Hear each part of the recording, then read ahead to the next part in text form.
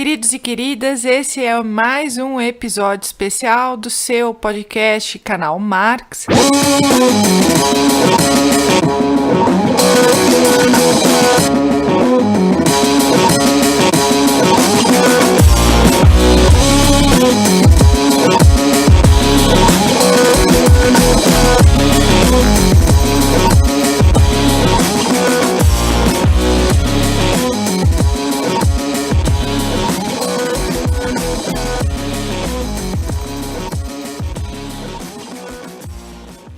Hoje, no episódio especial, nós vamos receber o professor Luiz Carlos de Oliveira e Silva, professor de filosofia. O Luiz, ele é graduado e mestrado em filosofia pela UERJ. O mestrado dele o título é Tese sobre o Conceito de História. E ele fez outra pós, também na UERJ, em Teoria Literária, e uma outra pós na PUC-Rio de Teoria Política. É isso tudo mesmo, Luiz? Então, bom dia, Ana Paula, bom dia, ouvintes do nosso querido Canal Marx. Lu, hoje a gente vai explorar o fetiche em Walter Benjamin, né? Que é um baita autor marxista. Eu acho que extrapola até essa alça marxista, né? O Benjamin é uma referência enorme para uma série de campos, né? E a gente vai girar em torno do conceito de fetiche, que é um conceito bastante importante dentro da obra do Capital. E a gente só pode agradecer a sua disposição, sua disponibilidade de vir aqui falar desse conceito para a gente. Prazer é todo meu, Ana Paula. Olha, esse tema do fetiche da mercadoria em Benjamin, porque o Benjamin, acho que você colocou bem, ele é um marxista a seu modo, né? Marxista assim, muito particular, porque ele faz um entrecruzamento inusitado entre a tradição marxista, né, e a tradição judaica. Então ele faz assim, uma espécie de mistura entre luta de classes e redenção. Ele compreende a luta de classes sempre à luz da redenção. Não é? Essa seria a sua característica mais importante. É um extraordinário ensaísta. Ele é um sujeito que teve capacidade de ver nos detalhes todo, né? Talvez essa seja a sua característica mais importante, ver nos detalhes, né? Aparentemente o mais insignificante, a expressão do todo da conjuntura, né? É um ensaísta brilhante, né? E realmente ele merece o lugar que ele ocupa na cultura ocidental. Esse tema do fetiche da mercadoria foi um tema que marcou fortemente todo esse pensamento do marxismo ocidental, do assim chamado marxismo ocidental, particularmente do marxismo da assim chamada Escola de Frankfurt, que também é um nome fantasia meio estranho. Escola de Frankfurt exatamente não é uma escola, não é? Mas com esse nome se indica aquele conjunto de pensadores judeus, né? Alemães de origem judaica, né? Que se articularam naquele famoso Instituto de Pesquisa Social, que nasce na República de Weimar, né? E o Walter tem as duas principais figuras, que são Adorno e o Horkheimer, na segunda fase, né? E o Benjamin é uma espécie assim, de um agregado, né? Ele tem a sua autonomia, mas ele publica os textos dele na revista do Instituto. Ele é muito apreciado, sobretudo pelo Adorno, né? Essa é uma grande influência sobre Adorno, e por isso talvez se coloque o Benjamin nesse rótulo da Escola de Frankfurt. Mas uma Escola de Frankfurt ao seu modo, né? A Escola de Frankfurt é muito marcada por esse tema do fetiche da mercadoria, mas que é recebido pela Escola de Frankfurt, pelo Adorno e Horkheimer, sobretudo pela mediação do Georg Lukács, seu célebre História e Consciência de Classe. Esse é o texto fundador do assim chamado marxismo ocidental. É curioso que esse texto depois vai ser renegado pelo Lukács, né? Ele permitia que se reedite, né? Ele nega esse texto, mas apesar disso, do autor renegar esse texto é central, né, na formação disso que se chamou marxismo ocidental, o Bloch, né, e o Adorno e Horkheimer, sobretudo, Marcuse, Walter Benjamin, etc. Então, o fetiche da mercadoria chega para a Escola de Frankfurt pela mediação da consciência de classe, que trabalha não exatamente diretamente com o fetiche, mas sim com uma espécie de um seu efeito, que seria uma reificação. Né? o capitalismo teria esse dom de tudo transformar em coisa, não é? Sim. Coisificação, não apenas das relações, mas inclusive dos sujeitos, né? Então, os sujeitos viram objeto. Então, nessa relação sujeito-objeto, eu vou tentar conversar sobre isso. Tá. Tentar ver a questão do fetiche da mercadoria em Benjamin a partir dessa relação sujeito-objeto.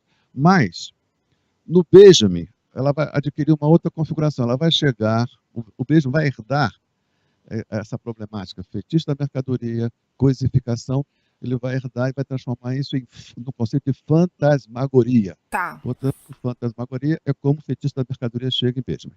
Tá certo? Tá certo. Fantasmagoria, certo. Essa aí seria a manchete do nosso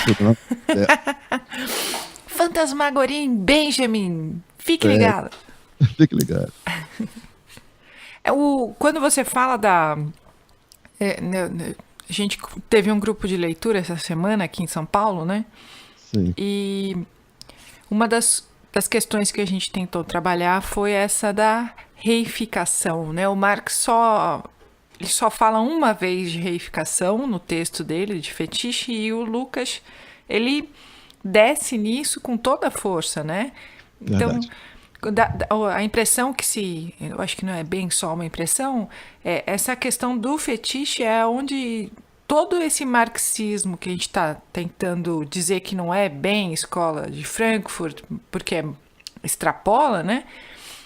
Tentar decifrar essa questão do por que raios, né? Do que se fala disso, como é que isso funciona, né? Isso aí, essa problemática toda adquiriu, assim, talvez a formulação mais brilhante, eu diria assim, mais dolorosamente brilhante, essa questão da reificação, no parágrafo inicial do clássico chamado A Dialética do Esclarecimento, Sim. do Adorno e Hockenheim. É muito bonito esse livro, né? Aquilo é lindo, aquele parágrafo, e dolorosíssimo, Sim. né? Sim. Vou até ler para a gente aqui. Por favor. Mas antes disso, vamos pegar ainda o Benjamin. Então, eu estou dizendo, questão do fetiche, depois a gente conversa um pouco melhor sobre isso, né? A questão do fetiche da mercadoria chega em Benjamin como fantasmagoria. Tá. Ao chegar em Benjamin como fantasmagoria, isso significa que ele amplia. O fetiche não é mais apenas da mercadoria. Tá. Ela não diz respeito apenas à coisificação, à reificação, não diz apenas agora respeito à mercadoria. Ela alcança os mais diversas esferas da existência social. Esse é o diferencial do Benjamin, entende? Tá. Ele expande o feitiço que estava na mercadoria, agora ele expande para todas as esferas da experiência social, né? Então, o fetiche não fica mais só na relação do trabalho com o trabalhador com aquilo que ele produz, né? Fica com toda a relação social, né? E mais do que isso. Isso vai servir também como a chave de leitura da modernidade.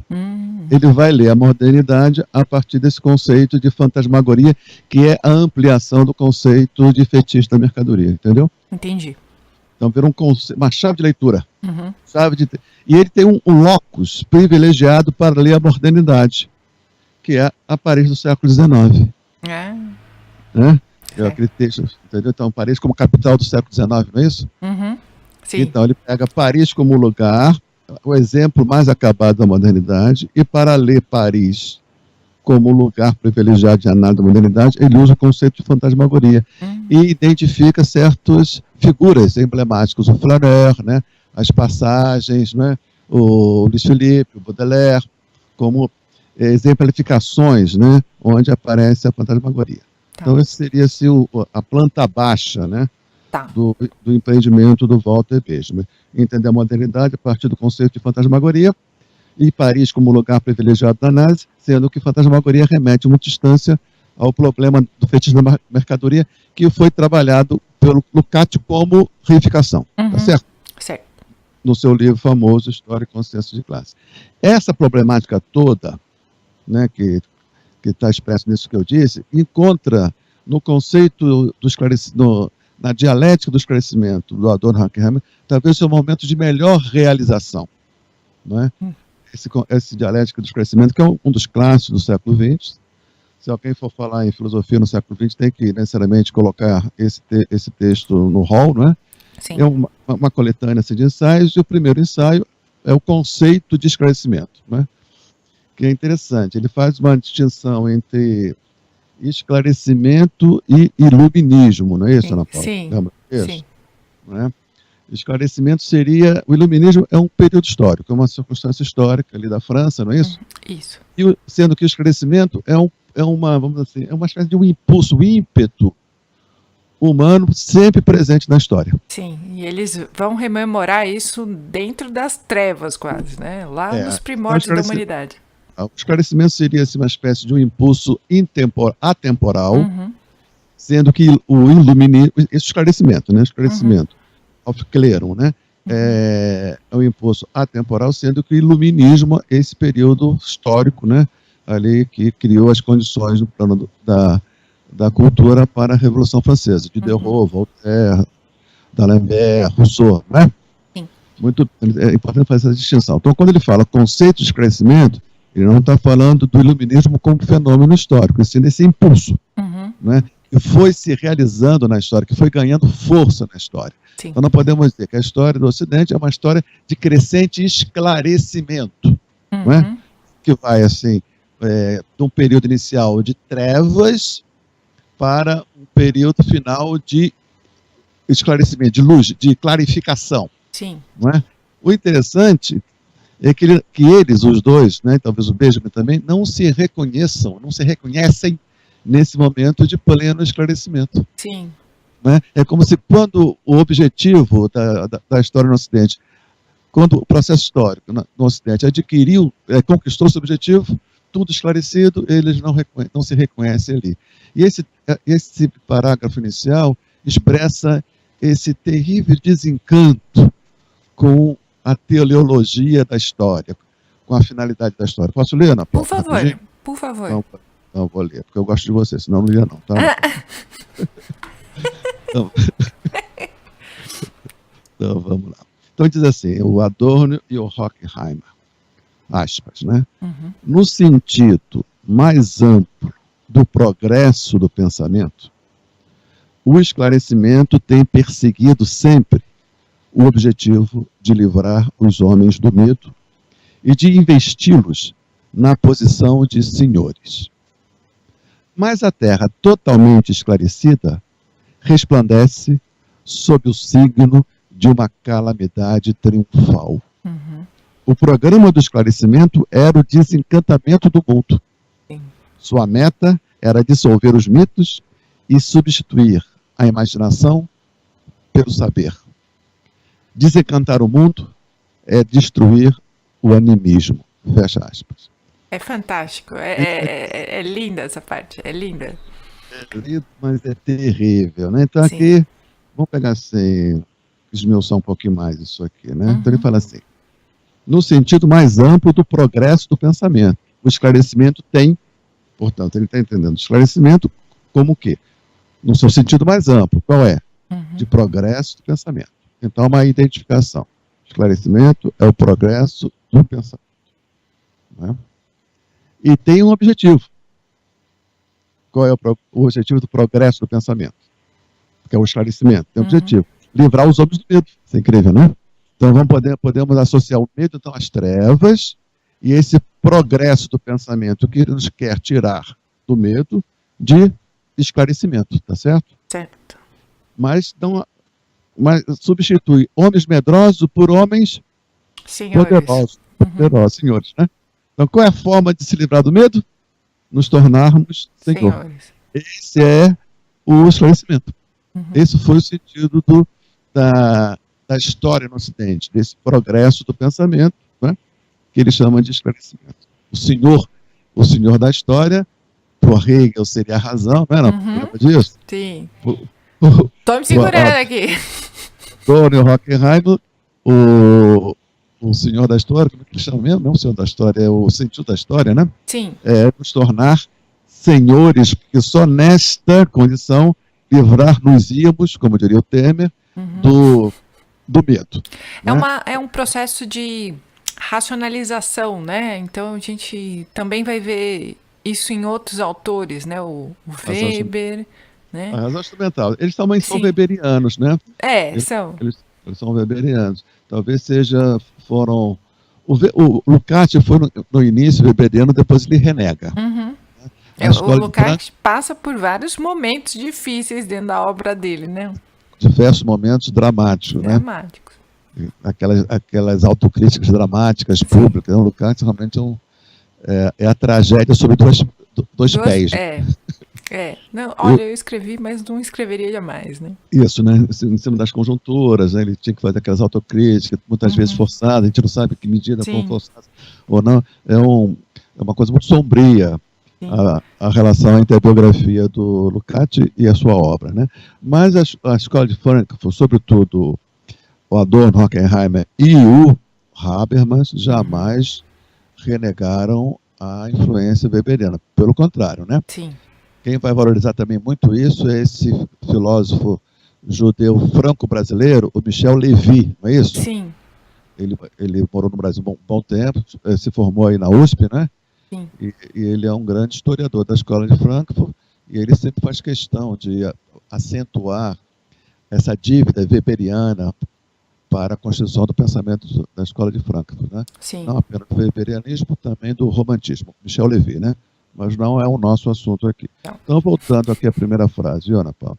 No sentido mais amplo do progresso do pensamento, o esclarecimento tem perseguido sempre o objetivo de livrar os homens do medo e de investi-los na posição de senhores. Uhum. Isso é brilhante. É uma síntese, em pouquíssimas palavras, do sentido da história. Sim. Né? No Ocidente. Nos tirar do medo e como nós saímos do medo? Nos investindo como senhores. Uhum. Não é? Parece que não havia outra alternativa. Ou medroso ou senhor, não é? Sim. Aí ele fala assim, mas a Terra totalmente esclarecida, ou seja, esse programa se realizou efetivamente, esse programa do progresso, do pensamento, tornou o quê? A Terra totalmente esclarecida, não é? Tirou as sombras que nos intimidavam, que nos amedrontavam, não é isso? Sim. Então, mas a Terra totalmente esclarecida resplandece sob o signo de uma calamidade triunfal. Uhum. O resultado foi uma calamidade triunfal, que tem, assim, a sua expressão mais acabada e mais dramática no Holocausto, em Auschwitz, na guerra de destruição, não é isso? Sim. Né? E não só nisso, também na sociedade, como eles chamam, totalmente administrada, né? Sim. A indústria cultural, etc. Né? Então, veja, que decepção. Nós tivemos um investimento para nos livrar do medo, nos investir na condição de senhores. Nós tínhamos um meio para isso, que era o que? O progresso do pensamento, que vai jogando luz, né? Veja só, é como o Édipo, né? Ele vence, finge que nos amedronta, lançando luz nos olhos, decifrando o enigma, não é isso? Sim. Muito bem. E diz assim, então, mas a Terra totalmente esclarecida resplandece sob o signo de uma calamidade triunfal. O programa do esclarecimento era o desencantamento do mundo. Essa aí é um tema claramente weberiano, não é isso? Sim. Naquele livro dele, né? Weber expresso, né? Sim. No livro do Weber, como é que chama? Ética Protestante? Ética Protestante e o Espírito do Capitalismo, né? Ele vai falar ali da Entzauberung der Welt, perdão aí do meu alemão de Zauber, né? Zauber é encantado, mágico, né? Desmagicizar o mundo, né? Então, esse progresso do pensamento é desmagicizar. Então, medo e magia tem uma certa correspondência. O mundo é mágico e isso me amedronta, não é isso? E o programa de esclarecimento é o desencantamento do mundo. O mundo estava encantado. E esse mundo encantado é que me amedrontava, não é isso? E como é que eu me livro desse medo? Desencantando o mundo. Como? Investir. E o resultado disso é nos investir na situação de senhores. Através de que meio? Do progresso do pensamento. Né? Então, o programa do esclarecimento era o desencantamento do mundo. Agora, sua meta era dissolver os mitos e substituir a imaginação pelo saber. Ele vai como assim, tornando mais precisos os conceitos. Então, o mundo estava encantado, e nesse mundo encantado habitavam os mitos, e esse mundo dos mitos, esse mundo encantado pelos mitos, ou os mitos encantando o mundo, esse mundo nos amedrontavam, não é? Certo. E esse mundo era produzido pela faculdade da imaginação. Mas nós tínhamos uma outra faculdade, que é a faculdade do pensamento que produz saber. Então, essa faculdade desencanta o mito, desencanta o mundo, dissolve os mitos, substitui a imaginação pelo saber e, a partir daí, nos investe como senhores. Não é? Esse é o programa, e isso resultou numa calamidade triunfal. Sim. Né? Então, ele resume: desencantar o mito é desencantar o mundo, é destruir o animismo. O animismo é o feitiço. Tá. Olha só que coisa de doido. Então, quando Marx fala que a mercadoria tem um fetiche, ele está dizendo que a mercadoria tem um fetiche, né? Vou pegar, não nem usar essa palavra fetiche, não vamos usar essa palavra feitiço. Tá. A mercadoria tem um feitiço, porque essa palavra é de origem portuguesa, né? Sim. O Marx cita ela na sua versão francesa. E nós não somos da língua portuguesa, precisamos da mediação do francês. É verdade. Então, o problema é do feitiço da mercadoria. A mercadoria tem um feitiço. O feitiço, o que é? É que os objetos têm uma alma. Desencantar o mundo era destruir isso. A mercadoria mostra que essa tarefa ela não foi de todo bem sucedida. Ela deslocou, né? Persistiu. O feitiço persistiu. Né? Ele não foi dissolvido. Ele mudou de lugar. Ele não está mais nos mitos, mas ele persiste em outro lugar. Na mercadoria, para o Marx, e em tudo mais para o Walter Benjamin. Né? Eu acho que esse aí é o tema. E veja, isso consiste numa calamidade triunfal. Nós podemos dizer que essa calamidade triunfal que resultou esse processo, em que ela é distinta do período inicial, onde o mundo era encantado, onde os mitos habitavam o mundo e onde isso nos causava medo, né? Era pior, aquilo era uma calamidade também. Vamos tentar comparar esses dois momentos? Daquele momento do qual nós queríamos sair, saímos, para esse momento do qual nós chegamos. Podemos fazer isso? Vamos fazer. Então, eu vou propor o seguinte, Ana Paula, que a gente entenda o processo histórico, né, esse desencantamento do mundo, que acabou resultando na calamidade triunfal. Vamos entender isso com uma sequência de 3 situações típicas. Tá. Vamos entender a história, não ao modo aí do Hegel, mas ao modo aí que eu vou propor para a gente conversar, tá? Então, seria a sequência de 3 situações típicas. Situações que envolvem sempre sujeito e objeto, tá? Então, na primeira situação, sujeito é aquele ente que tem vontade, né, própria e que age segundo a vontade interna desse ente, tá certo? Portanto, ele tem alma, é um sujeito animado. Então, o sujeito tem alma. Tudo que é animado é sujeito, tá certo? E tudo que é desanimado, inanimado, é objeto, tá? Vamos colocar nesses termos, né? A última frase que eu citei aqui: desencantar o mundo é destruir o animismo, é tirar a alma, é tirar dos entes a sua ânima, tornando-o objetos. Se eu tiro do ente a sua ânima, não é? eu torno ele objeto. A condição de eu tornar algo objeto é desanimá-lo, tirar a sua ânima, tá certo? E esse então nós podemos dizer que o progresso do pensamento foi um processo de desanimação dos entes do objeto. Isso criou 3 situações típicas que eu quero mostrar para a gente conversar, tá?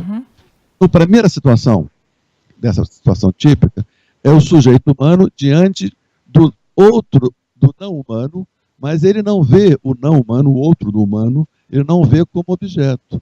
Ele vê como sujeitos e mais superiores a ele. Então, nessa primeira situação, existe uma relação de um sujeito humano, que eu vou chamar de um S pequeno, diante de outros entes mais animados que o próprio homem, de S grande. Certo? Então, é a relação entre sujeitos que se estabelece na primeira situação. Sujeito humano e envolto com entes animados. Os mares têm uma ânima, né? As florestas, e a relação, portanto, desse homem primitivo com os demais sujeitos é uma relação de intersubjetividade, entre sujeitos, sendo que o sujeito não humano é mais poderoso. Portanto, eu tenho que me curvar à vontade, aos favores desse sujeito mais poderoso, que são os mitos, não é isso? Então, se nós quisermos caçar, nós temos o quê? Primeiro, render homenagem à deusa protetora das florestas, para que elas nos concedam, prestem sacrifícios para que esse sujeito conceder os seus favores, tá certo? Por quê? Porque eu estou num nível de técnica baixíssimo. É como se houvesse uma espécie aí de uma revolta latente, não é? Daí um impulso, uma revolta latente contra esse estado de coisa, esse sujeito humano, diante de um sujeito mais poderoso do que nós. Não é? Não há uma aquiescência nessa situação. Não é? Nesse sentido que ele fala, né? Porque isso também nos amedronta, esses sujeitos mais poderosos, porque eles são atrabiliários. Hoje pode ser assim, hoje ela concedeu os favores, ontem ela concedeu, hoje ela não concede, isso implica em fome, e tem os terremotos, as intempéries, e todos esses fenômenos são compreendidos como fenômenos oriundos de sujeitos mais poderosos do que a gente. Na medida que a gente vai introduzindo a técnica, nós ficamos cada vez menos, gradativamente, menos dependente dos favores desse outro sujeito. Então, a técnica é o primeiro momento de desencantamento. A técnica é o instrumento por excelência de desencantamento do mundo. Na medida que eu coloco uma técnica, faço uma armadilha, eu me sinto cada vez menos dependendo dos favores da deusa. Né? Então, por isso eu reconheço que eu sou o autor da técnica. Então, veja, é a técnica que vai empoderando, desculpa o termo, esse sujeito humano e na razão direta que vai desanimando o outro sujeito. Né? Então, a técnica é um processo de desanimação, desencantamento do mundo. Né? Muito bem. Essa é a primeira situação. Um sujeito humano diante do outro sujeito. O cristianismo, então eu vou chamar isso aí do homem primitivo. No cristianismo se estabelece a segunda situação. O cristianismo ele é o responsável por varrer do mundo os deuses, não é isso? Ele coloca, ele condena e demoniza qualquer prática animista, não é isso? Sim. O judaísmo, isso não só o cristianismo, o judaísmo tinha feito esse empreendimento, né? Concentra toda a divindade num sujeito transcendente, transnatural, sobrenatural, não é isso? Sim. Então ele desencanta a natureza, o judaísmo desencanta a natureza e, portanto, tornando a natureza objeto. Então agora você tem uma situação triangular. Se na primeira situação era o sujeito humano diante de sujeitos mais poderosos que o sujeito humano, agora você tem o sujeito humano diante de objetos, não é? Mas o sentido da sua vida, da vida desse sujeito humano, não se dá na sua relação com o objeto, isso na relação com outro sujeito, que é o sujeito Deus, né? Então você tem nessa segunda situação uma situação triangular, a relação sujeito-objeto no plano terreno e sujeito Deus divino no terreno metafísico, tá certo? Não é? Então expulsou os deuses. Então o cristianismo, o judaísmo, o cristianismo é um empreendimento, né, poderosíssimo de desencantamento do mundo, porque resume todo encantamento em Deus. Tá? Então nós somos agora diante de sujeito e objeto, mas em última instância o sentido da nossa vida se dá na relação desse sujeito humano diante de um sujeito muito mais onipotente, todo poderoso, que é o sujeito divino. Não é? Já é um avanço aí do esclarecimento, não é isso? Sim. A terceira situação é a situação da modernidade, da Revolução Burguesa, com a morte de Deus. Então, com a morte de Deus, agora a relação é apenas sujeito humano e tudo que não é humano é objeto, não é isso? Essa é a situação que nos investe de senhores. Primeira relação, sujeito humano diante de diversos sujeitos mais poderosos do que nós. Segunda situação, cristianismo, né? O sujeito humano diante de objetos, mas em última instância devendo sentido da nossa existência na relação nós com o sujeito sobrenatural. E no terceiro momento, sem a sobrenaturalidade, é apenas na imanência sujeito humano diante de objetos. E nessa situação, o que acontece? Que seria a realização do... Suprema, né? Do programa, né? Do programa dos conhecimentos. A gente vê que, ao transformar tudo mais em objeto, nós também nos transformamos em objeto.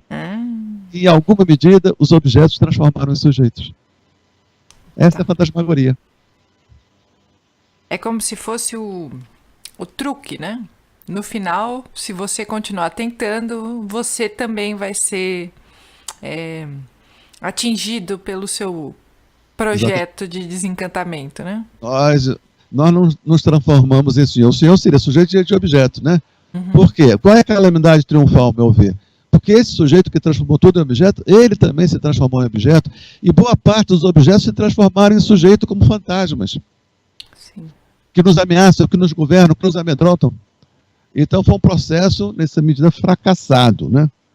Sua meta era dissolver os mitos e substituir a imaginação pelo saber. E nesse mundo totalmente esclarecido, triunfa a calamidade, né? Tudo resplandece sob o signo da calamidade triunfal. É um diagnóstico terrível, mas, a meu ver, esse diagnóstico tem pertinência. Sim. Sim, o mais terrível do diagnóstico é que ele tem pertinência, né? O mais terrível é isso, né? Aí o Benjamin, ele trabalha também com a questão da aura, né? É interessante que ele diz assim, né? Naquele texto a obra da arte na época da sua reprodutibilidade técnica, né? Sim. Vamos escrever. A obra, que vem a imagem, a Mona Lisa, lá no Museu do Louvre, né? Então, aquela obra ali, aquele quadro, né? Pequeno, relativamente, né? Porque a gente chega lá, pelo menos quando eu vi, nossa, é tão pequenininho, né? Porque aquilo vem cercado de tanta aura, né? Que é uma espécie até de uma tristeza, mas é só isso. Saiu uma matéria ontem, inclusive no jornal, que a Mona Lisa era um dos objetos de arte, um dos eventos turísticos mais decepcionantes do mundo. Assim, você falou assim, achei engraçado até. Olha só. É incrível isso, porque eu também tive uma decepção no Museu d'Orsay, que é extraordinariamente lindo, é numa antiga gare de trem, de estação de trem, né? Uma luz natural extraordinária, um negócio maravilhoso. E ali está as obras, né? Boa parte reunida as obras dos impressionistas, né? Que a gente conhece todas, né?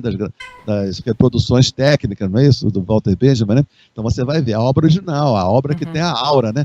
Aí chega lá, que sabe o que acontece? Também dá um pouco de decepção, porque ela é esmaecida, porque a gente está habituado com as reproduções que os caras acabam carregando nas cores, sabe? Tá. Então a gente vê assim, mas o original é mais vivo do que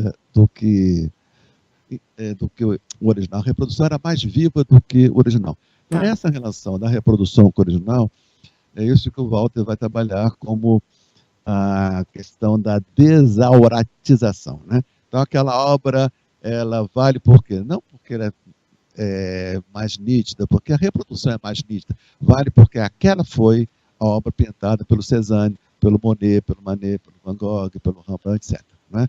Então, é o fato dela ser o caráter único, né, que o Walter Benjamin chama, né, do aqui e agora, né?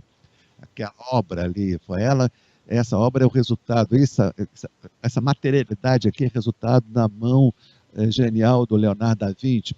Então, isso empresta uma aura, não é isso? Então, ele fala que, na medida em que as obras vão sendo reproduzidas, ela vai perdendo a sua aura, né? Mas aí tem uma coisa interessante. Eu estive lá em Milão, viu? Eu estou falando das minhas viagens, viu, Ana Paula? Ui!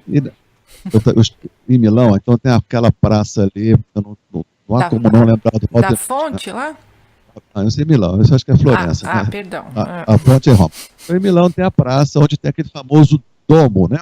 Então, assim, nessa praça de Milão, não há como não lembrar do Walter Benjamin. Então, de um lado, você olha assim para frente, você de frente para a catedral, o domo, né? A mais célebre das igrejas góticas da Europa, né? O interior é todo escuro, porque aqueles vitrais são muito pequenos, aquela nave, né?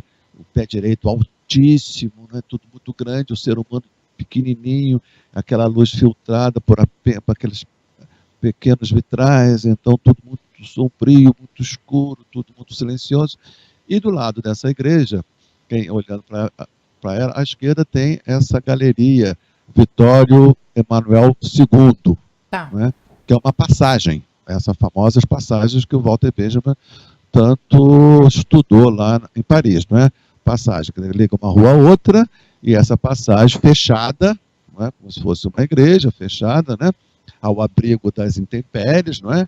E cercadas de lojas, não é isso? Vitrines. Então eu vejo assim, a igreja, a aura que estava na igreja, ela não desapareceu. Tá. Ela migrou, saiu da igreja e foi para a galeria. Não é?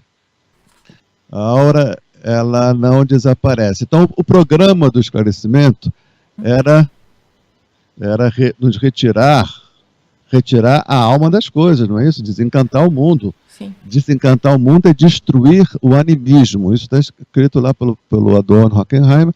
Eu acho que isso resume bem esse empreendimento. Mas o animismo, a alma nas coisas, ela não desapareceu. Ela apenas mudou de lugar. E encontrou na mercadoria um novo lugar de habitação, não é?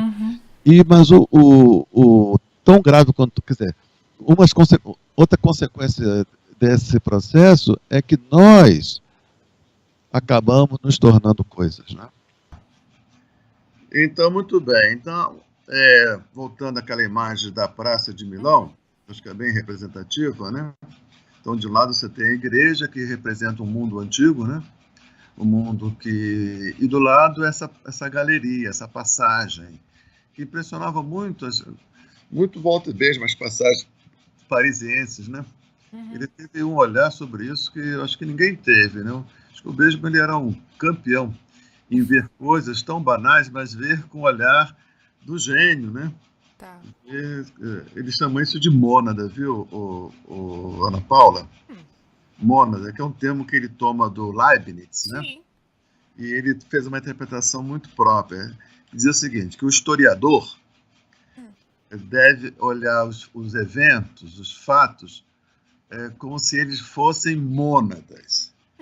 Aí, muito bem, o que é isso? O Benjamin? Assim, ver em cada um elemento desse o todo. Tá. Ver na singularidade o todo. E ele não só disse isso, ele fez isso, né? Tá. Então, ele viu essas galerias, que era a ligação de uma rua a outra, não é? E essas galerias que a gente... Aqui no Rio tem, em São Paulo ainda tem, né? Às vezes tem. Né? Aqui tem a famosa Galeria Menescal, que vai da Barata Ribeiro ao Nossa de Copacabana, que é exatamente isso, né? Um chão assim, muito elegante, de mármore, tá. E a cada lado as lojas apresentando as vitrines, né? Então ele via percebendo aquilo um lugar protegido das intempéries, né? Protegido do tempo hostil, e assim, um acolhimento como já foram as igrejas, né? E via essas vitrines como uma espécie assim, de galerias de arte, e as mercadorias como esses novos objetos de culto, né? Então ele vê nessa passagem a transmutação de um mundo antigo no mundo novo. Isso aí também diz respeito à questão do fetiche, para encerrar, Paulo. Porque veja só, esse termo fetiche, o próprio termo já diz uma coisa muito interessante, porque o fetiche, de onde veio isso? Veio de um olhar europeu, olhando religiões primitivas, né? Aquele Charles de Brosse, né? Um antropólogo na África. Então ele via aquelas práticas religiosas, né? E chamou isso de fetiche, porque havia ali culto de objetos que eram considerados portadores de potências, né? De ânimo, de alma, né? Então chama-se de fetiche. Veja só, então é o olhar de um homem ocidental olhando para a África, olhando para o outro, né? Então, o fetiche era tudo aquilo que nós não somos, tudo aquilo que nós já deixamos de ser, não é? Esse olhar desse antropólogo. Quando o Marx chama o fetiche da mercadoria, é como se estivesse infiltrando-se no Ocidente e Oriente, no progresso, o atraso, na civilização, a barbárie, entende? esse nome fetiche, ele remonta a isso, porque era o outro que também é nosso, não é apenas outro, né? Sim. Não é? Mas aonde? Na mercadoria, não é? Naquele esforço humano. E o capitalismo, Marx fala, do Capital, ele fala que o capitalismo é o que é uma extraordinária produção de mercadoria, né? Incrível isso, né? Sim. Uma das primeiras frases, né? Extraordinário, imenso de mercadorias. Ele Sim. começa com a mercadoria, né? Então, a mercadoria seria a expressão do mais progressista, do que há de mais progresso, mas mesmo ali está o atraso, mesmo ali o outro, mesmo ali está aquilo da qual nós quisemos nos livrar, né? Sim. Isso se expande para a fantasmagoria do Walter Benjamin, que vê, então, nessas construções, a persistência de situações que nos oprimem, né? Então, a terra totalmente esclarecida resplandece sob o signo de uma calamidade triunfal. É isso aí o ânimo com o qual operou os filósofos da Escola de Frankfurt.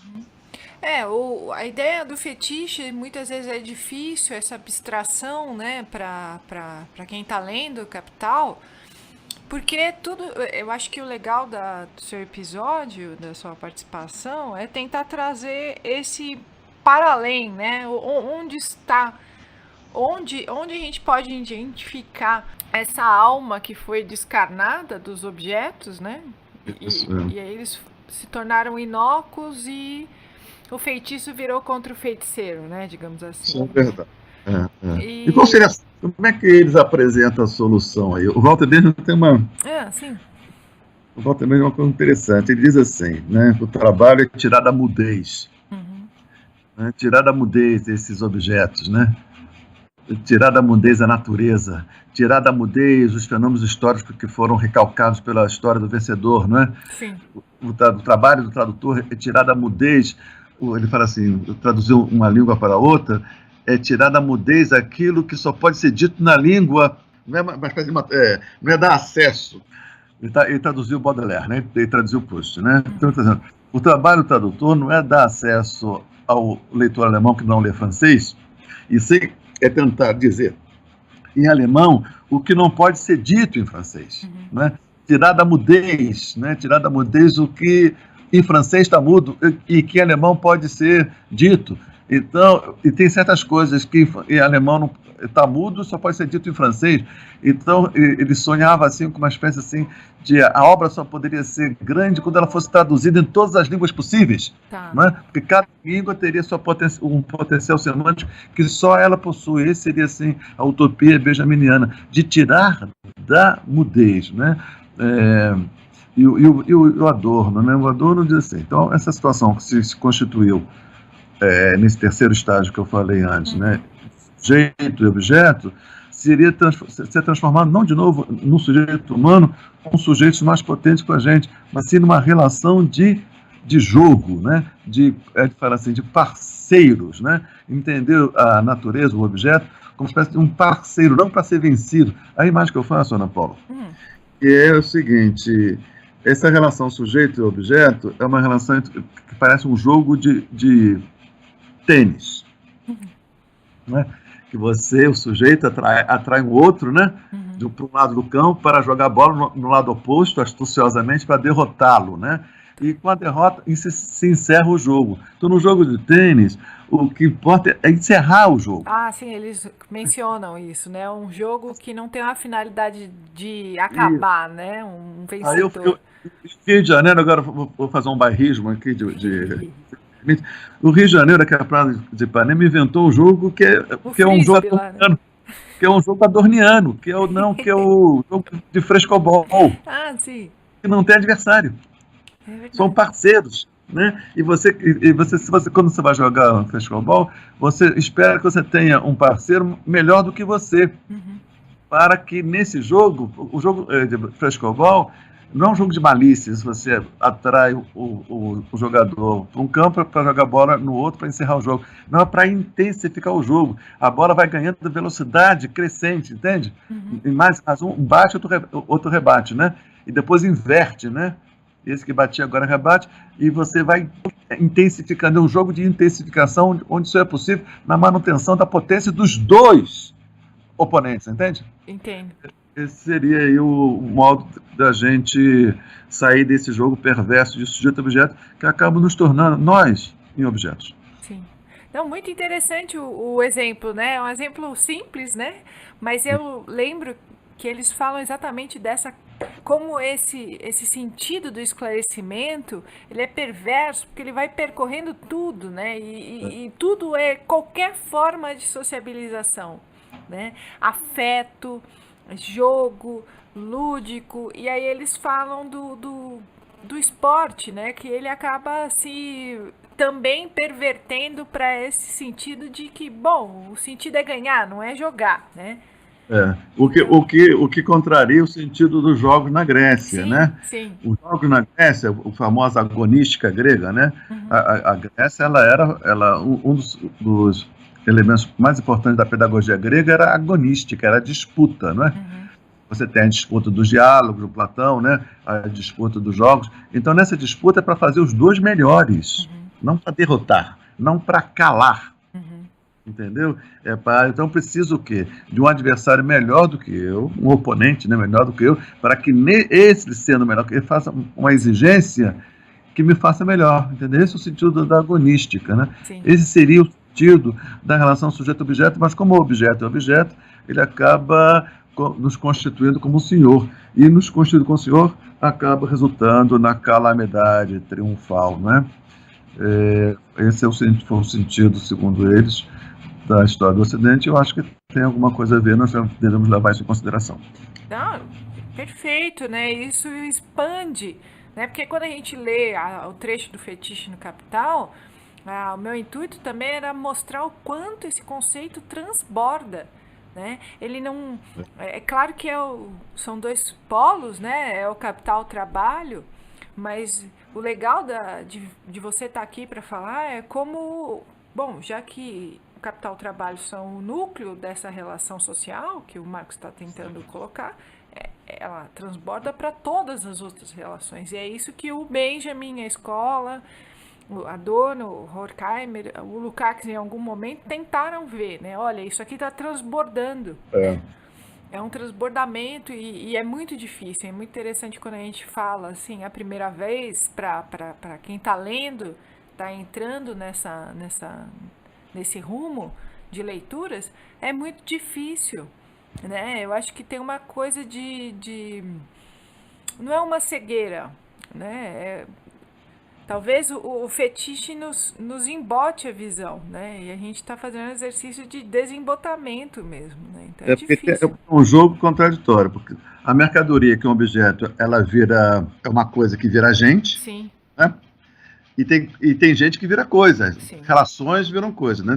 Boa parte do trabalho ideológico dos aparelhos dominantes, o que é? Transformar natural aquilo que não é natural. sim. Vamos pegar um exemplo do que está acontecendo nos dias de hoje. A imprensa, sobretudo aí o Grupo Globo, diz assim, o núcleo ideológico do governo Bolsonaro.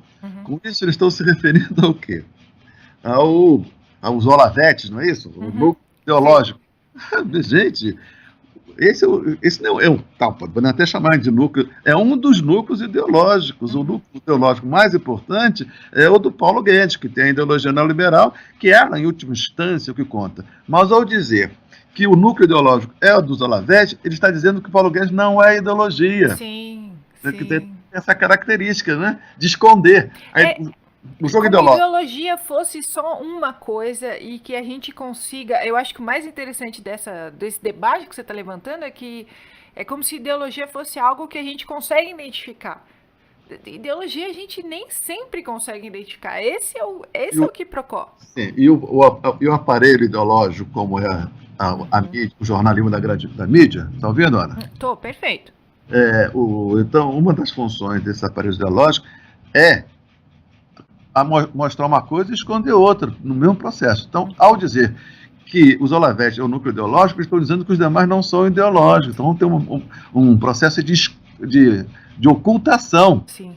Sendo que Paulo Guedes é ideológico, mas eles ocultam a ideologia para dizer subrepticiamente que o Paulo Guedes não é ideologia, é as coisas como elas são. É a verdade das coisas. Então, Paulo Guedes não tem ideologia. A ideologia neoliberal não é uma ideologia, é a verdade das coisas. Se é uma verdade das coisas, nós não podemos ir contra as verdades das coisas, porque seria um movimento antinatural, e a natureza acaba cobrando o imposto quando você é contra ela. Então, esse processo de naturalizar o que não é natural, isso também é a questão da reificação que foi estudada pelo Lukács, entende? Então, o jogo é tornar natural aquilo que é humano, não é? Por exemplo, a ideologia neoliberal é humana, é uma visão de mundo que atende um conjunto muito específico de interesses, mas você naturaliza isso e diz, não, isso é interesse de todos, porque isso é da natureza. Sim. Né? Então você esconde o caráter ideológico do Paulo Guedes, ressaltando o caráter ideológico dos Olavetes. Não é? Então esse movimento é um movimento de reificação, ou seja, de tornar natural aquilo que não é natural, e também acontece de aquilo que é natural, que é objeto, que não é humano, adquire uma feição humana. Esse é o jogo das fantasmagorias, né? Torna o humano coisa e muitas vezes coisas como humano. Eles falam assim que o mercado amanheceu apreensivo, o mercado vê com otimismo, eles humanizam o que não é humano, né? E desumanizam o que é humano, porque a ideologia liberal é humana. Eles tornam isso natural, então desumanizam. E humanizam aquilo que não é humano, o mercado. Nesse jogo de humanização e desumanização, é o que está aí no cerne da questão. Eu ia pedir, já que você está trazendo tantos ótimos exemplos, Lu, para a gente pensar em exemplos de reificação, né? Que a gente consegue olhar o mercado de mau humor, né? Mas o quanto é a nós esse empobrecimento, né? Como é que nós aparecemos reificados? Você poderia assim, comentar? Por exemplo, a mulher é a si mesmo, o homem é a si mesmo, são reificações. O Brasil é a si mesmo, o trabalhador brasileiro é a si mesmo, o brasileiro é a si mesmo. Ou seja, você está reificando. Você está dando caráter de coisa, portanto, de imutabilidade àquilo que é humano, que é por essência mutável, não é? Todos esses exemplos de reificação. As relações são assim mesmo, o capitalismo não tem jeito, é assim mesmo, o mundo é assim mesmo. Entende? Você nega o caráter histórico de constituição de subjetividades que, por serem constituídas historicamente, elas podem ser desconstituídas historicamente. Mas eu dizer que é assim mesmo, não... É uma pedra, né? É uma pedra e é assim mesmo, assim como o homem é assim mesmo. A lei da gravidade é assim mesmo. Então você tem que fazer um prédio levando em consideração a lei da gravidade, porque é assim mesmo. Então você naturaliza o que é natural. Não é? Isso aí é o cerne da reificação. Eu estava passando na rua, vi um jovem casal brigando, assim, devia ser uns 20 anos. Aí ela dizia assim, você não me entende mesmo. Você que não me entende, eu quase que eu interferi, sabe? Falei assim, olha, cara, eu diria assim, sabe, se eu tivesse tomado umas e outras, eu teria interferido. Eu dizia assim, ó, no lugar que você está, minha filha, ele não vai te entender nunca. Porque, e você, rapaz, no lugar que você está, você não vai entender ela nunca, porque vocês estão reificados. Você está no lugar de uma mulher reificada e você está no lugar do homem reificado. Ou seja, que é assim mesmo, o homem é assim mesmo, mulher. Vocês têm que, para vocês se entenderem, vocês têm que inventar um outro lugar, um terceiro lugar. Que seja a construção dos dois. Aí sim vocês podem se entender. Mas no lugar do homem reificado e no lugar da mulher, não é compreensão possível, porque um homem reificado só vai ser entendido por outro homem reificado. E uma mulher reificada só vai ser entendida por outra mulher reificada e vão ficar se lamentando, os homens são assim, as mulheres são assim. Então vocês têm que inventar um lugar que não está dado. E essa brecha que você está dando demonstra o quanto a gente não trabalha. Acho que o mais tenso disso que você está falando é mostrar que nós não conseguimos entrar na nossa própria subjetividade. Não é que isso é posto para fora. Nós sentimos, né? Assim, né? Nós nos colocamos reificadamente nas coisas, né? Porque nós introjetamos essa imagem. Eu sou homem, você é mulher, então você acaba sentindo como mulher, eu acabo sentindo como homem, quero ser entendido. Só você ser entendido por outro homem. Sim. E essa mulher que está reificada como mulher, a subjetividade reificada como mulher, só vai ser entendida por outra mulher. E então, esse entendimento que vai se encontrar vai ser também reificado. Ele não vai demonstrar toda a subjetividade para além. São reflexos reificados, né? Então, acho que isso pode ser um exemplo esse exemplo que eu falei desse casal, que somos todos nós, né? ou você inventa um lugar que não está dado, esse lugar que não está reificado, que é um esforço hercúleo, não é? E numa relação tem que ser um esforço a dois, não é? Sim. Eu vou deixar de ser mulher reificada para ser uma mulher que ainda não existe. Você vai deixar de ser homem reificado para ser um homem que ainda não existe. Vamos fazer isso em parceria. Porque senão, na relação reificada, um domina, o outro é dominado. E vão invertendo a relação, não é? Sujeito-objeto dentro da relação. Eternamente, um é sujeito. E esse sujeito é meio objeto, porque ele está reificado, porque ele sente reificadamente. É como nós achamos o primeiro gênero de conhecimento, entendeu? Que é a servidão. Então esse esforço vale para o indivíduo e esse esforço vale para a sociedade, né? Aqui em São Paulo tem um grupo de pesquisa que o professor Christian Duncan e o professor Vladimir, e eles tentam, como eu posso falar, eles tentam sondar a subjetividade dos indivíduos na nossa sociedade, né? Como a nossa sociedade produz sofrimento, né? E a gente não consegue sequer nomear, né?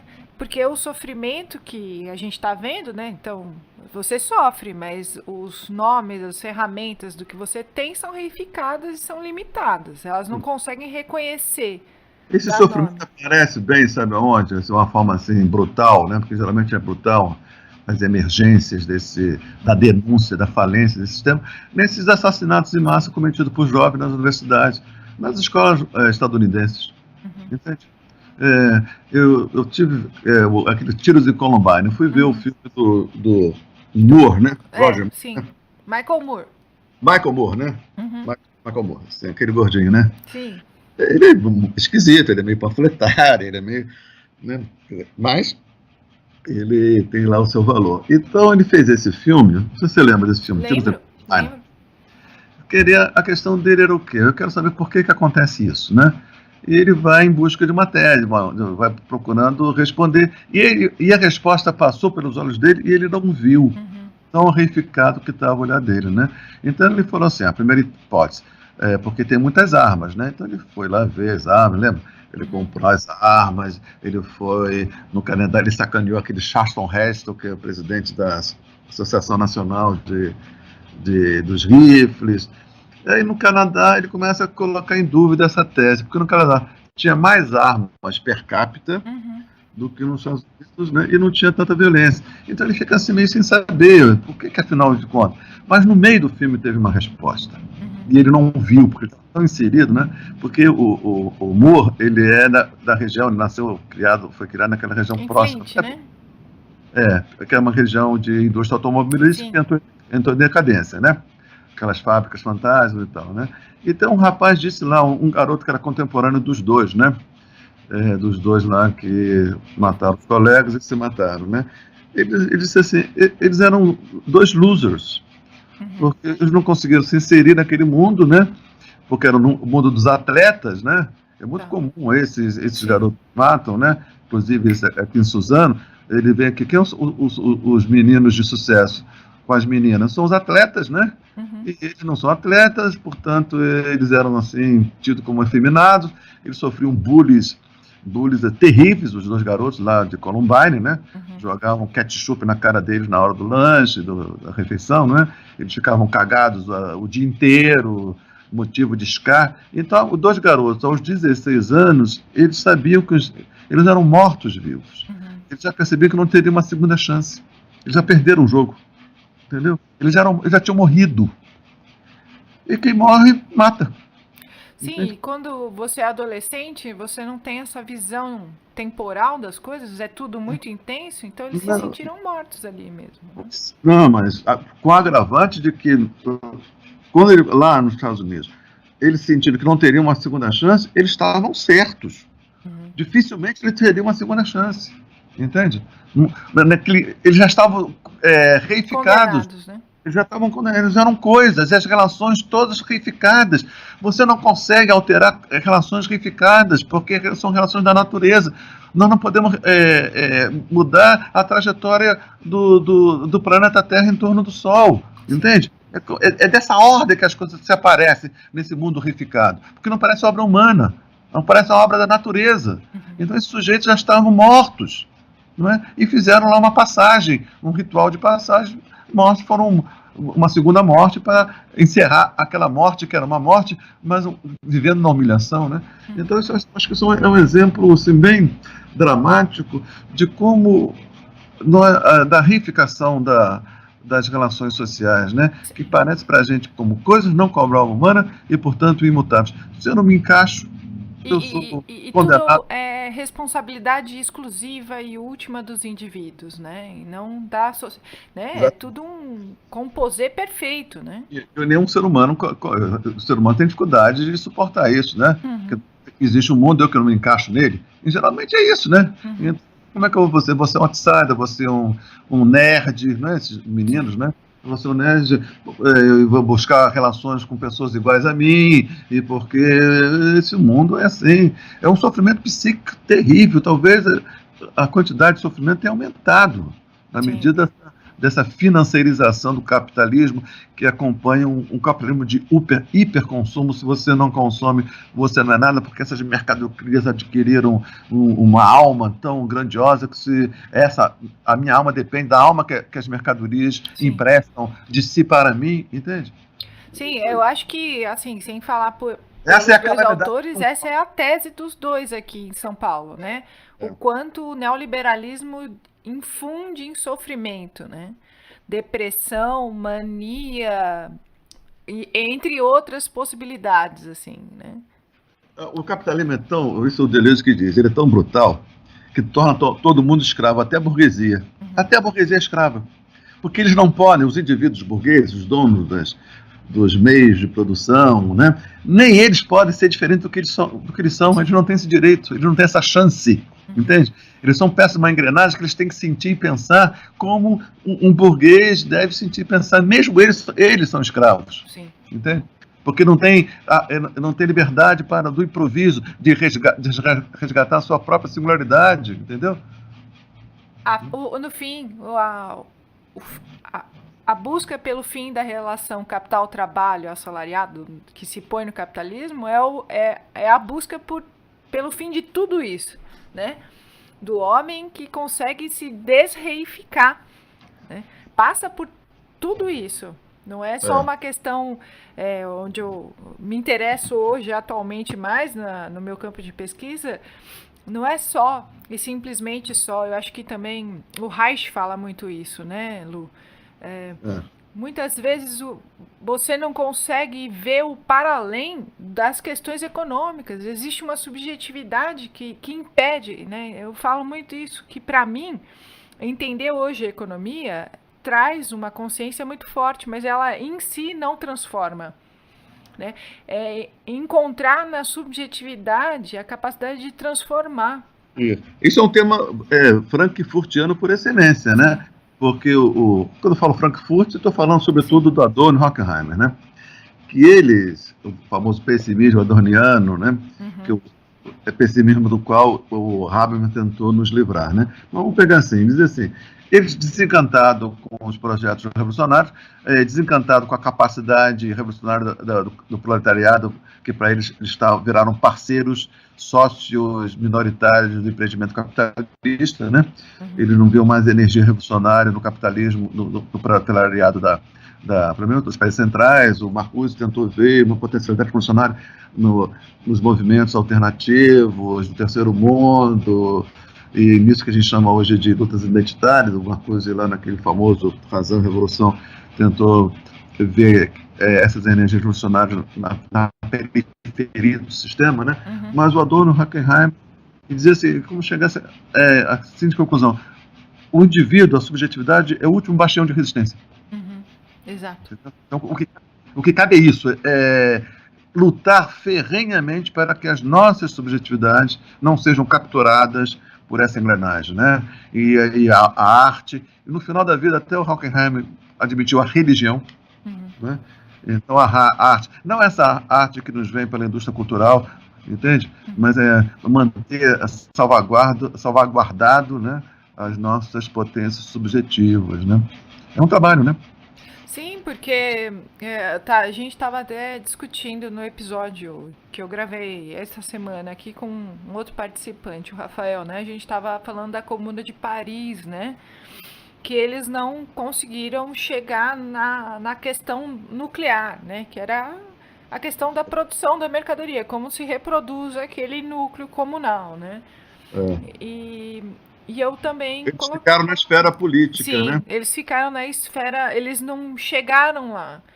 Mas também, de alguma forma, eu acho que só se chega lá, né, nesse lugar, se você tem consciência da importância que é a reprodução social, né, encarnada nessa forma, mas também a importância da subjetividade dos indivíduos que são produzidos por essa forma social, né?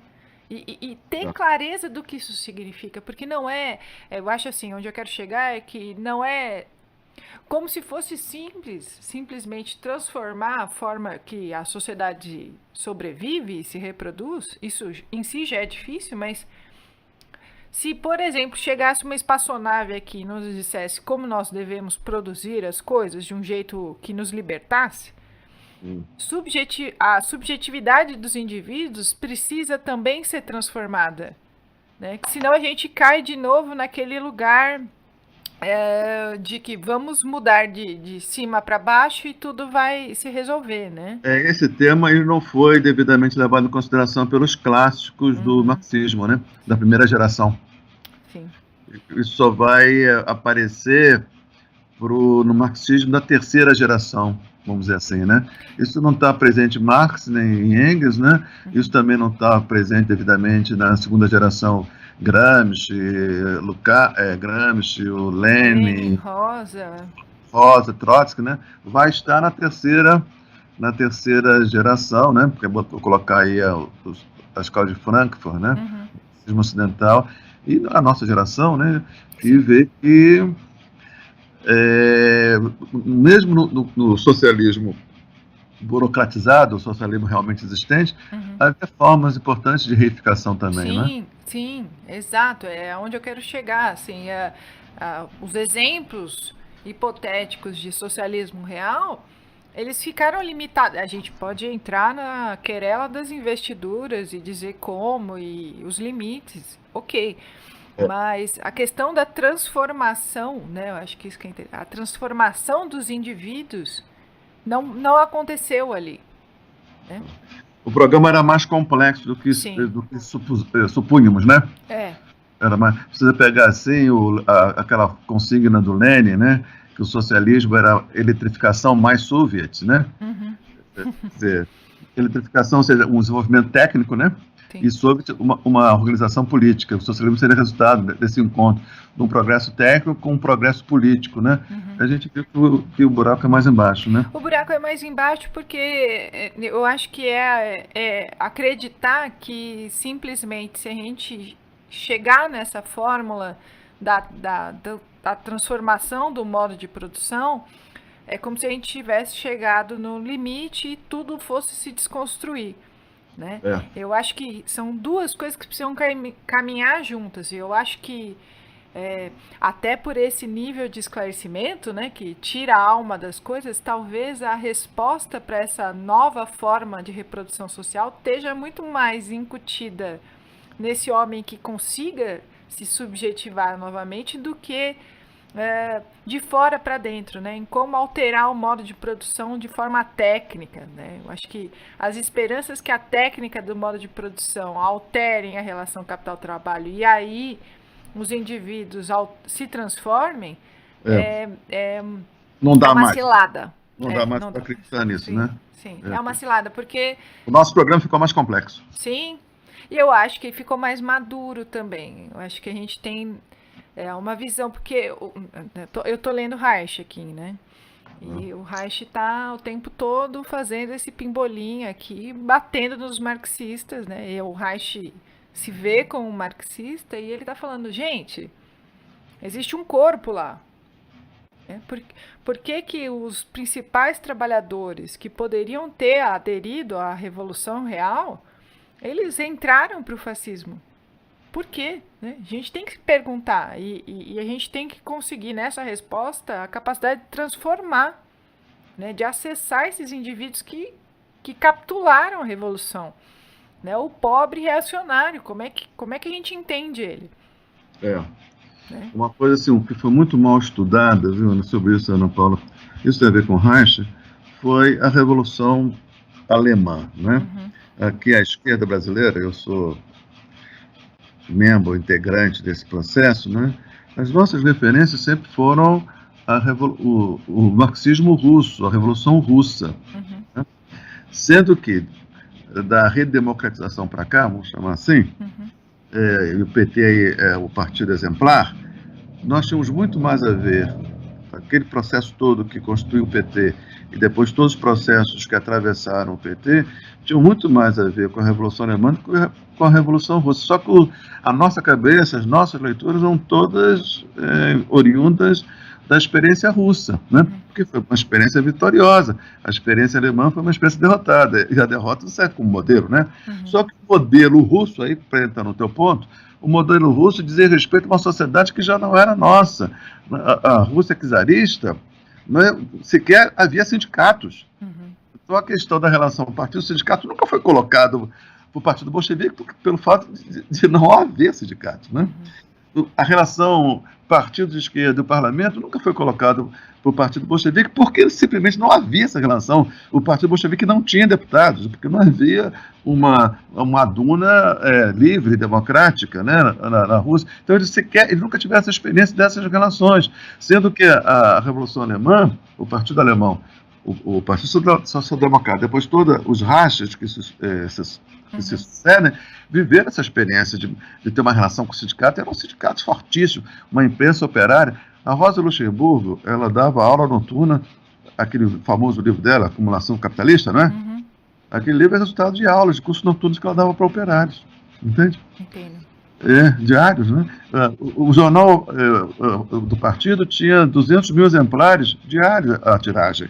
Entende? Então, o Partido Alemão tinha essa experiência de deputados, de sindicatos, de formação de quadros, de produção de cultura operária e essas relações complexas, né? Só que a gente nunca teve isso no horizonte. Nosso horizonte era a revolução, né? Os insurrectos de Lenin ou Trotsky, né? E que cada vez foram de tal ponto que quando o PT... eu falo PT porque eu fui um dos fundadores, acompanhei desde cedo essa experiência, né? E no princípio ele era composto por sindicalistas, pelas comunidades de base da Igreja Católica, né, de esquerda, Teologia da Libertação, intelectuais e grupos de esquerda de corte leninista, né? Todos esses grupos entraram em crise. Porque não tinham resposta, não tinham cultura para lidar com essa nova realidade, que é um partido de massa, um partido que tem bancadas parlamentares, como é que isso faz, que tem que formar quadros, como é que isso faz. Nós não tínhamos massa crítica para lidar com isso, e acabou todos os partidos leninistas, organizações leninistas, entrando em crise, né? O que denuncia, ao meu ver, é essa fragilidade teórica nossa, né? E um dos elementos da fragilidade teórica também reside na questão da relação do indivíduo com a política, né? Havia uma certa tradição no marxismo que o bom militante é aquele que renuncia à sua subjetividade em prol da causa, né? Isso vai cobrar um preço mais adiante, inevitavelmente. Sim. E todos esses movimentos que se juntam para formar o corpo do partido, eles não se veem reconhecidos nas ações do partido, né? Então o partido se sabota, né? E fica aquela coisa da vanguarda, né? A vanguarda, Aí é russo, né? Aí é russo demais, não é a Rosa, né? Né? Lu, a gente está nesse papo aqui e eu queria que você falasse do curso que você vai vir oferecer em São Paulo, aqui no CPF, no Centro de Pesquisa e Formação do SESC. Me fala direito do curso. Sim, Ana Paula, eu fui convidado aí pela Emily, né? E para fazer um curso, nós acertamos, o curso vai ser de 4 dias seguidos, a partir do dia 23 de setembro, e o tema é a República de Weimar, que é um período curto, né, que vai do final da Primeira Guerra na Alemanha, vai de 17, 18, né, até a ascensão do Hitler ao poder em 33. Então, nesses 15 anos aí, da República de Weimar é um momento muito rico, muito dramático, né? Sim. De confronto político, de hiperinflação e de luta política aberta na rua, uma situação assim, de eminência, guerra civil, não é? E de um florescimento cultural extraordinário. A própria escola de Frankfurt, né? A arquitetura da Bauhaus, o cinema expressionista, o teatro de Bertolt Brecht, a física, o Bose, e Reich, né? Sim, o Reich escreve Psicologia de Massas do Fascismo em 33, né? 33, um pouco antes até. Exatamente. Acho que em 32, né? Então, é um momento cultural riquíssimo. Nós podemos dizer que todos os dramas, toda a grandeza e a miséria do século XX estão condensados nesses 15 anos da República de Weimar. Então, o curso é sobre isso. E mais do que sobre a República de Weimar em si, que eu me lembro, porque eu assisti esse curso quando eu estava na casa do Luiz, no Rio, as primeiras aulas, ele é um curso que tenta explorar esse período que é tão potente e ele se transforma em algo completamente distinto, né? Eu acho que isso que é interessante também. E é pouco estudado, por alguma razão. No Brasil, a gente, né, República de Weimar não é um assunto amplamente conhecido. E é uma situação que, eu disse, né, ela sintetiza os dramas do século XX, né, o que é de grandeza e de miséria, né, e ajuda a esclarecer boa parte dos dramas que nós estamos vivendo, nós brasileiros estamos vivendo agora, quando o sistema político que foi erguido a partir da contradição PT-PSDB, né, essa contradição ergueu um sistema político, se organizou, né, deu uma racionalidade aos debates políticos, isso foi implodido, né, desconstruído, e no lugar disso o que veio, né, foram figuras e situações que poucos de nós admitimos que poderiam existir, né? Então, de um porão, né, que vem às ruas, certas fantasmas que a gente achava que estavam erradicados da nossa cena política, né, estão aí, né, e de tal maneira que a gente tem até dificuldade de nomear, aceitar, né? De nomear e de aceitar. Parece que isso é um grande pesadelo coletivo, né? Sim. Então, a escola de Frankfurt, a República de Weimar ajuda a jogar um pouco de luz nessa situação tenebrosa que a gente está vivendo. Eu acho importante tudo isso que a gente está discutindo, porque é uma situação, essa que a gente não está falando, que é difícil de nomear, que é um pesadelo coletivo. Ela, para quem não aderiu a ele, é uma melancolia muito grande que se pode cair, né? Um alçapão de melancolia, né? Né?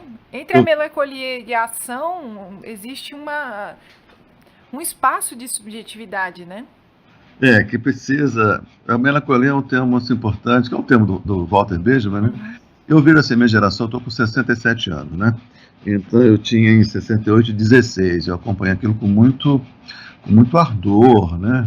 E tudo aquilo, a luta armada, não me envolvendo na luta armada diretamente, mas acompanhei aquilo tudo com toda a dor e esperança que aquilo trouxe, a redemocratização, o PT, todo esse esforço, a música popular. E para minha geração, eu vejo assim, os meus companheiros de idade, homens e mulheres, né?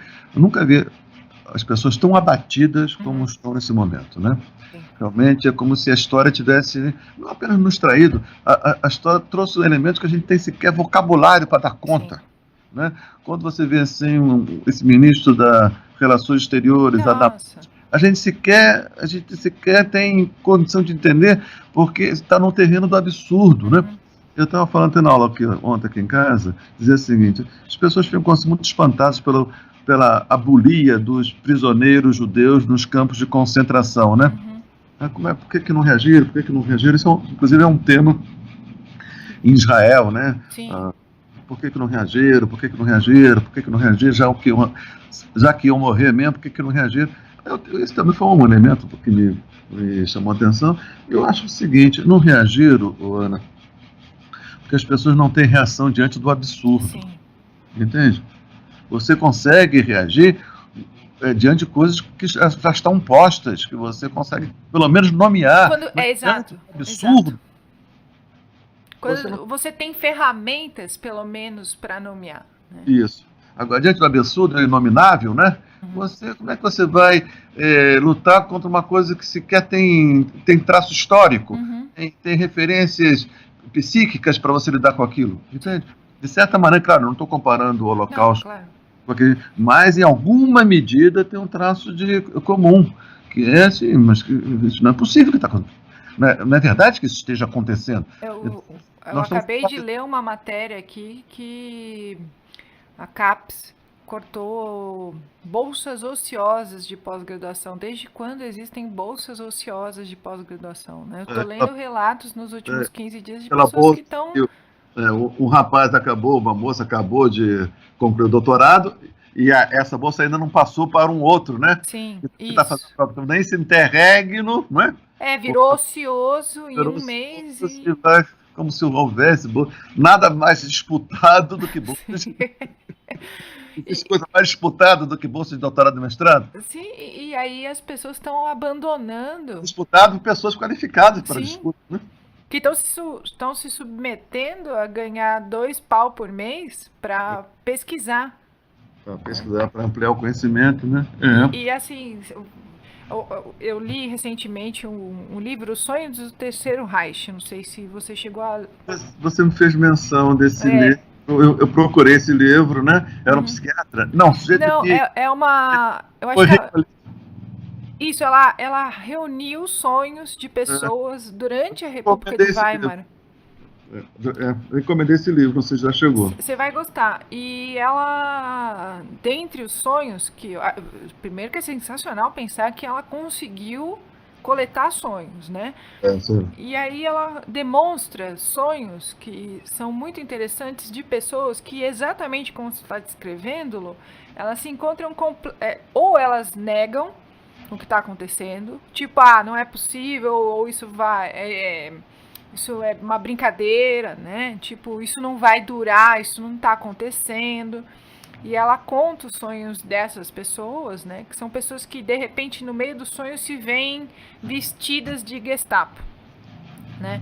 São pessoas que não conseguem mover o braço, não conseguem falar. E os poucos sonhos que ela consegue coletar de pessoas que tinham alguma atividade subversiva, né? Porque conforme a coisa vai acontecendo, o sistema vai fechando, né? Então ela tem o sonho de uma moça que faz parte da resistência e eles imprimiam um jornal em casa, né? Já na ascensão do Hitler, do partido nazista lá. Então, ou seja, a distribuição do jornal é altamente perigosa, né? E os sonhos dela, ela passa correndo nos lugares e algumas poucas pessoas se reúnem a ela correndo e gritando que aquilo é um crime, né?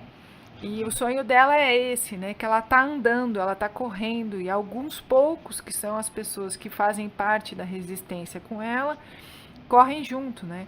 Então, assim, até o próprio sonho mostra que ela tem alguma ação, né? Então, eu digo que ou a gente se mexe ou a gente se adoece. Né?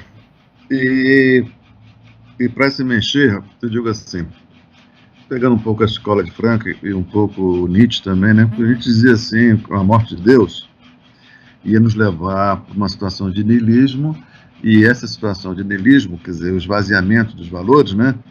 Tudo vale a mesma coisa. Então, se tudo vale a mesma coisa, nada vale. Você pode dizer que a Terra é plana, isso vai ter o mesmo valor que dizer que a Terra é esférica, porque você não tem mais como validar uma afirmação. Todas as afirmações têm o mesmo valor, porque você não tem como... ninguém reconhece mais uma instância de validação.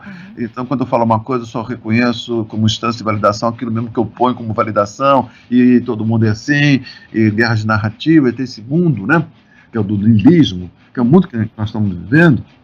Eu dizer assim, a humanidade vai ser confrontada com uma exigência como jamais foi confrontada. Eu acho que, de certa maneira, é isso que nós estamos vivendo. Nós estamos diante de uma exigência de uma saúde psíquica que a gente nunca foi exigido para tanto. Então, primeira coisa, manter-se sadio psiquicamente. Né? Sim.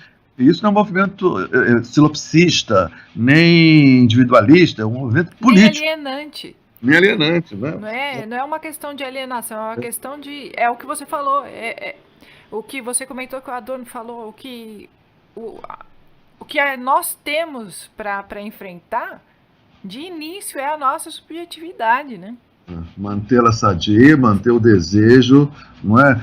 Lutar para que ele não seja capturado por essas oficinas de capturação, né? Manter o nosso desejo, manter a sanidade e buscar agenciamentos, como diz o Deleuze, né? Situações de agenciamento e de coletivos onde possa fluir essa saúde e atuar politicamente em função disso, né? Nós não podemos nos sentir derrotados. Sim. Ai, nossa, Lu, que fantástico isso. Que coisa linda esse episódio. Então, dia 23, 24, 25 e 26 de setembro, no CPF Sesc, vai ter um curso seu. Você sabe o nome do curso já? República de Weimar, acho que Cultura e Política, alguma coisa assim. Tá. Então quando tiver mais acertadinho, eu te dou para você divulgar aí no teu canal Marx, tá, querida? Tá bom. Lu, muito obrigada. Obrigado a você, meu amor. Tamo junto. Beijo. Tchau, querida.